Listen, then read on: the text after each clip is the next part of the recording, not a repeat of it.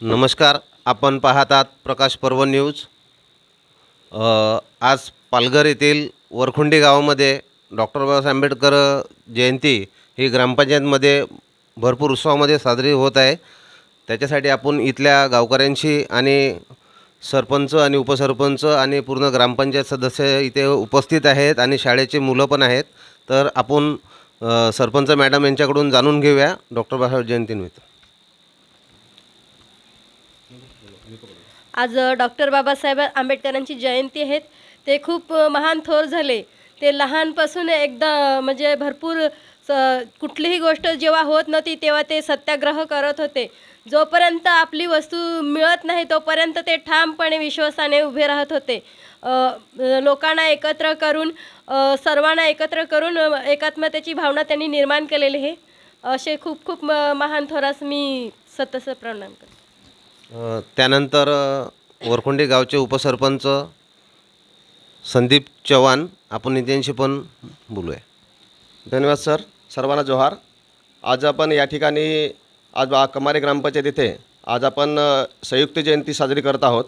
11 April राष्ट्रपिता ज्योतिराव फुले आणि आज 14 एप्रिल म्हणजे डॉक्टर बाबासाहेब आंबेडकर, ज्या महामानवाने आज आम्हाला या ठिकाणी शिक्षणाचा अधिकार दिला.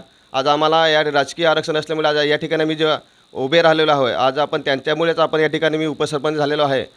त्यासाठी आज समाजामध्ये ही चळवळ थांबली नाही पाहिजे आणि त्यांचे जे कार्य आहे हे समाजापर्यंत पोहोचलं पाहिजे आणि त्यासाठी आज या ठिकाणी आपण जयंतीचा उत्सव साजरा करतोय.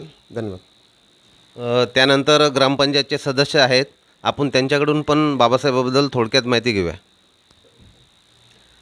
धन्यवाद सर. जय जोहार, जय भीम. आज डॉक्टर बाबासाहेब आंबेडकरांची जयंती आहे आणि आपल्याला खूप नंतर पडले, म्हणजे आम्हाला तरी शाळेत असताना डॉक्टर बाबासाहेबांचं नेतृत्व काय होतं हे माहीत नव्हतं, पण आज जर आम्हाला माहिती पडलेलं आहे तर डॉक्टर बाबासाहेब हे त्यागाची मूर्ती आहे. त्यांनी खूप काही त्याग केले. त्यांनी म्हणजे स्वतःचा परिवारसुद्धा त्याग केलेला आहे आणि आपल्यासाठी म्हणजे जनतेसाठीच आपल्या लोकांसाठी त्याने भरपूर चळवळी केलेल्या आहेत. आपल्याला आरक्षण ठेवलेलं आहे आणि एवढं मोठं त्यांनी हे केलेलं आहे की आपल्यासाठी संविधान, मेन म्हणजे संविधान जे लिहिलेलं आहे ते आजहीपर्यंत आपल्यासमोर कधी आलेलं नाही मिळत. तर मी एवढंच हे सांगणार की आपण जे डॉक्टर बाबासाहेबांनी आपल्यासाठी आरक्षण लिहिलेलं आहे, संविधान लिहिलेलं आहे, तर प्रत्येकाने ते संविधानामध्ये जरा पान उघडून बघितलं आणि जो अभ्यास केला तर आपण स्वतःचं आरक्षण आणि आपल्या अधिकारांसाठी पुढे जाऊ शकतो किंवा आपल्याला त्याची उत्तरं देता येतील. एवढंच मी सांगू शकते. त्यानंतर सदस्य आहेत शिक्षक सर इथले वरखुंडी गावाचे शिक्षक आहेत, आपण त्यांच्याशी पण बोलूया. आज डॉक्टर बाबासाहेब आंबेडकरांची जयंती. मी आताच बोललो होतो, परत सांगतो तुम्हाला. त्यांचं विशेष म्हणजे अतिशय हुशार व्यक्तिमत्व. आज आपण मोबाईल जास्त बघतो, पण त्यावेळेला त्यांनी पुस्तकांसाठी घर बांधलं होतं. आपण राहण्याकरता घर बांधतो, पण त्यांनी पुस्तकांकरता घर बांधणार ते पहिले व्यक्तिमत्व. अतिशय हुशार. त्यांनी भारताची राज्यघटना लिहिली, संविधान अंमलात आणलं. त्यांना भारतीय राज्यघटनेचे शिल्पकार असं म्हणतात. त्यांनी चवदार पाण्याचं तळ त्याचं सत्याग्रह केलं. का? तर अस्पृश्यांना देखील पाणी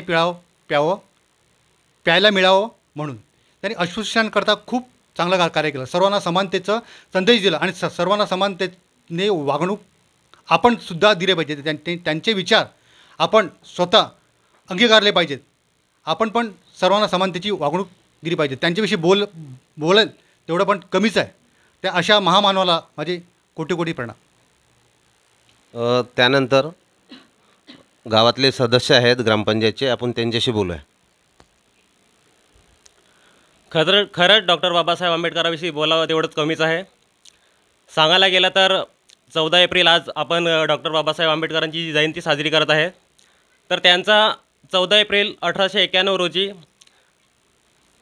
भारतामध्ये मध्य प्रदेश येथील इंदोरमध्ये महू या गावामध्ये जन्म झाला.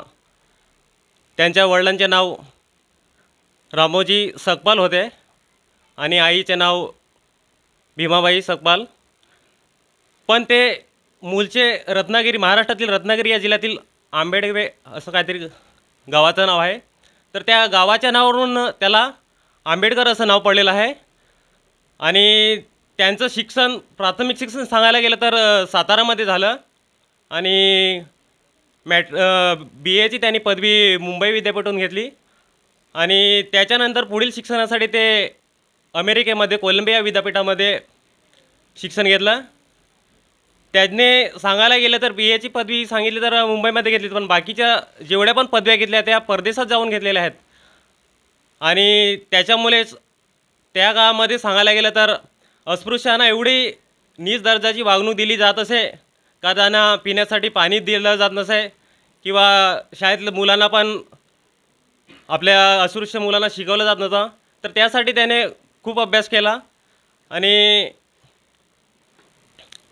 त्याच्यामुळे सगळ्यात मोठी भारताची राज्यघटना म्हणजे डॉक्टर बाबासाहेब आंबेडकर यांनी लिहिली आणि त्यामुळे आज आपण आहेत आणि आज आपल्याला जगण्याचा अधिकार मिळाला आहे, एवढंच मी सांगू शकेन. आपण महिला मंडळी आहेत इथे, यांच्याकडून थोडक्यात बाबासाहेबाबद्दल माहिती घेऊया. नमस्कार. आज बाबासाहेब आंबेडकरांची जयंती आहे. मी एकच सांगते, हे आपण आज एकत्र आहोत ते आपण बाबासाहेब आंबेडकरांमुळे, कारण की आपण हा भेदभाव केलाच नाही. आजपासून आपण शाळेत असतापासून शिकत आहोत की बाबासाहेब आंबेडकरांनी एकत्र येण्याचा खूप प्रयत्न केला. सगळ्यांनी एकत्र यावं, रूढी परंपरा सगळ्या मिळून एकत्र यावं, कारण की आपला हा जातीवाद न करता सगळ्यांनी एकोपाने राहावं हाच त्यांचा उद्देश होता. या बाबासाहेब आंबेडकरांना माझी कोटी कोटी प्रणाम. आपण बघितलं इथे वरखुंडी ग्रामपंचायत सरपंच, उपसरपंच आणि सदस्यांशी आपण बोललेले आहोत.